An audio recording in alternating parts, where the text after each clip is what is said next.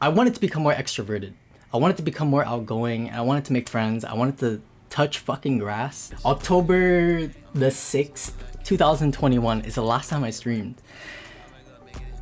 I remember I stopped streaming right before the summer started.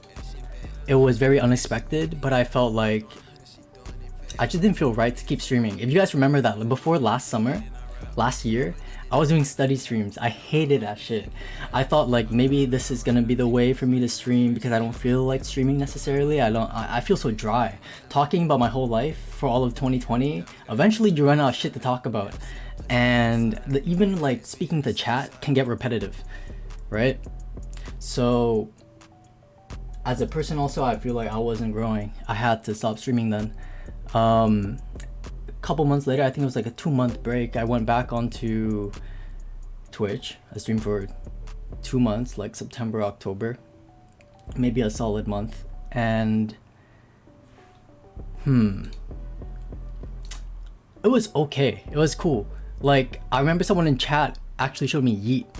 Someone like, I love the fact that you guys put me on shit. Yeet, Gene Dawson, really, like you guys put me on shit before I find it super often, which is cool. But yeah, I felt like it was stagnating a little bit. I wasn't necessarily growing from it. For me, the benefit wasn't really there, regardless of the money.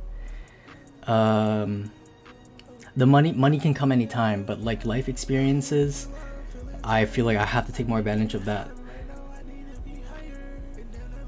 We were playing Roblox Squid Games, which is cool, but yeah, you know, I felt like there's better shit to do. I wanted to become more extroverted.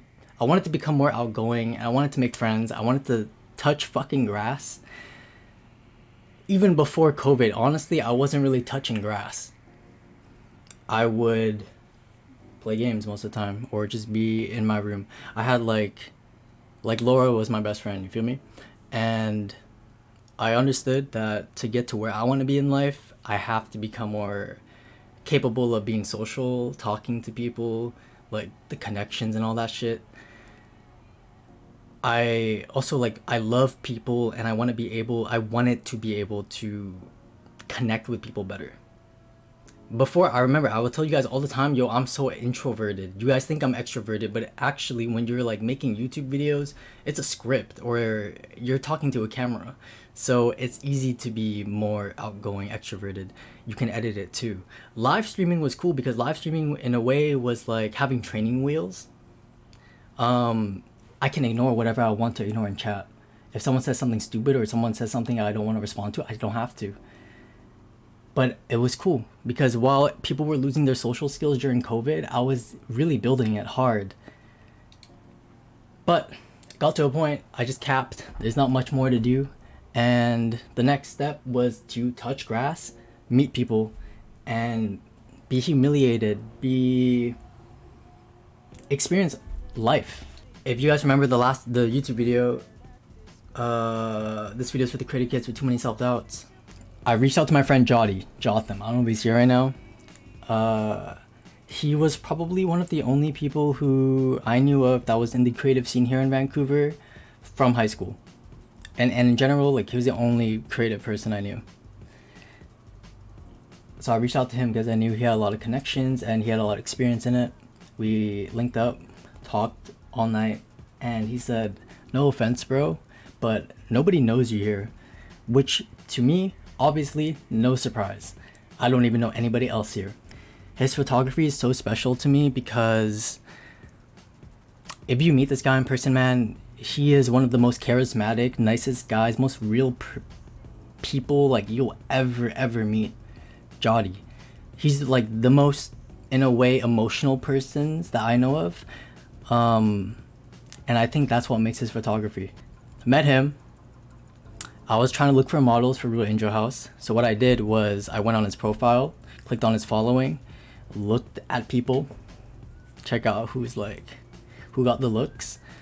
And he also like linked me up with a lot of other people. I did like my first modeling gig through him. I did a couple more through him. He opened my eyes up a lot. He really put me on the map. And then In, I think, January or February of this year, this man named KB, ninth grader on Instagram, he reached out to me in my DMs and said, yo, Nick, or yo, you want to hang out? I said, okay. I said okay because he was using like a geolocation thing on Instagram, and it was so specific. Like, not only was it Vancouver, but it was the city that I'm in. It was outside of Vancouver a little bit. And he also had like the hardest fits I've ever seen in Vancouver. And sick photos. So I had to say yes. Bro bust to my house. He rang the doorbell, front door here. There's not even a bus stop near my house. And we honestly just like hit it off. It was cool. I've never met anybody who had the same like thinking process as me, saw the world the same as me, had very similar worldviews, similar beliefs. It's like he just came from nowhere. Like a best friend coming from nowhere. That day he came here, he was like, yo, you ever heard of this artist? He's very cool, blah, blah, blah, blah, blah. I asked him, like, how do you know him? He said, oh, I DM'd him. Talked about another person. Yo, you ever seen this creative? Like, he makes cool ass clothes, blah, blah, blah. How do you know him? I DM'd him. This guy, like, all his friends, you ask him, how do you meet KB? They'll say he DM'd them. That shit is so inspiring. And then I probably hung out with him almost every day, every other day, 2 or 3 times a week, 4 times a week for like all the way up till now. He's my best friend. He's definitely my best friend. And he opened my eyes up a lot. I'm gonna gas him up too. I'm gonna give him his flowers because he's an international student. He came here in 9th grade, which is why his name's 9th grader. And like, I don't know any other international student who kind of broke out of the box like he did. It's so cool to see. So I should just DM you then? Bro, you should DM anybody you want to meet and like not be afraid to post the shit that you want to post about. He opened my eyes up a lot. He introduced me to a lot of people. He showed me how to really make friends. By just observing him, I realized that the reason a lot of people are attracted to him and want to be friends with him, respect him, is because he genuinely knows how to show interest in other people. When you meet him, he doesn't talk about himself unless he has to, you feel me? He really talks about you, like he wants to learn about you, even for his own benefit, but like he wants to learn about you. Hannah, I appreciate you. This book I've been reading literally describes everything that 9th grader does so well, and he never even read this book. Who has read this book? Because for me, the way I operate is very almost technical, logical. I feel like I need to have reasons and fundamentals to do things. So reading this book right here helped me out so fucking much. How to win friends and influence people. And honestly, the gist of this book is like to become genuinely interested in other people. You'd be surprised like how much that does. If there's 2 books I recommend if you want like self-improvement stuff, this book and this book. Atomic Habits. For me, I love the way this book was written, the way like its English is so straightforward, its examples are straightforward. It's a kind of recent book, like 2018. Because for me, sometimes I read books that are like written a long time ago. I can't understand that shit. Like they're using old English. They're just not very relatable. But this book is perfect. Yeah, Atomic Habits was a life changer. Yeah, good ass book. These 2 books, self-improvement books. This is what I've really, a lot of the reasons I am the person I am now is because of these books. And if you want me to convince you to read books, yo, books are literally like, people have lived their life and written the tutorial for it. They've written guidebooks. That's what these books are. So like, why would you not read it? You could figure it out yourself, but you could also just like get the cheat codes. Yeah, so I felt like live streaming was starting to stagnate my growth a lot.